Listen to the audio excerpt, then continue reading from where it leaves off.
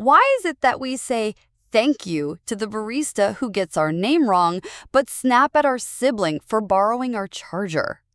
Why can we tolerate a stranger bumping into us at the grocery store, but go full WWE mode when our partner leaves the toilet seat up? If you've ever caught yourself being overly polite to strangers while acting like a grumpy troll around loved ones, you're not alone. It's one of the weirdest quirks in human psychology. And no, you're not a bad person. You're just painfully normal. Let's dive into this odd behavior and figure out, why do we often treat strangers better than the people closest to us? The emotional couch theory. Imagine your emotions are like your favorite couch.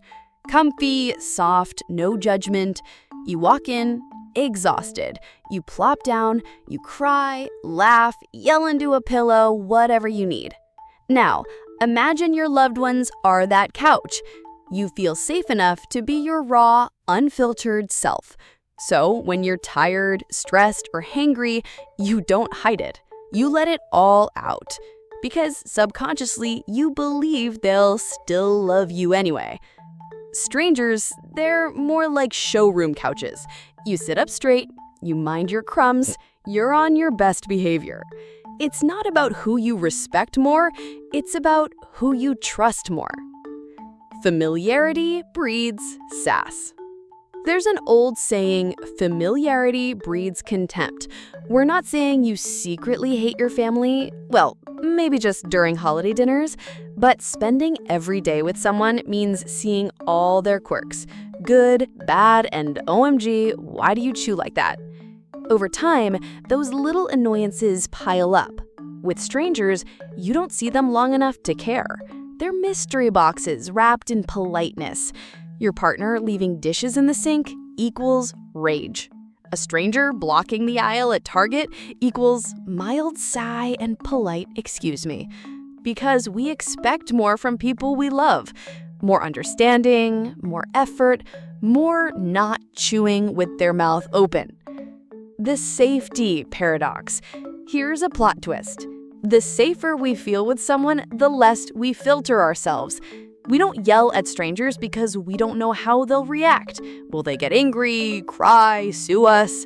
But with our family or partner, we, often wrongly, assume they'll stick around no matter what. So, we let out our stress, anger, or sarcasm because we feel safe doing so. It's kinda messed up, but also kind of beautiful. It's a weird form of emotional trust. Reputation matters out there. When we deal with strangers, we care a lot about how we're seen. We want to be liked, or at least not judged, so we put on our public mask. Polite, patient, fake laughing at bad jokes. But at home, the mask comes off. And sometimes what's underneath is a grumpy gremlin in pajamas. It's not that we value strangers more, it's that we're constantly managing our outside image. We save our emotional messiness for the VIP lounge, our inner circle. Emotional burnout is real. Let's be honest, life is exhausting. You can only smile at so many baristas and nod at so many Zoom calls before your emotional battery dies. And guess who gets the low battery version of you? Yep, your loved ones. You don't mean to be short or moody, but they see you when you're out of emotional juice. Meanwhile, strangers get you when your emotional gas tank is still full, at least partially. So it's not favoritism, it's just timing. The solution isn't guilt, it's awareness. Before you start texting your mom with a 5-paragraph apology for being snappy last night, breathe. This behavior doesn't mean you're broken. It means you're human.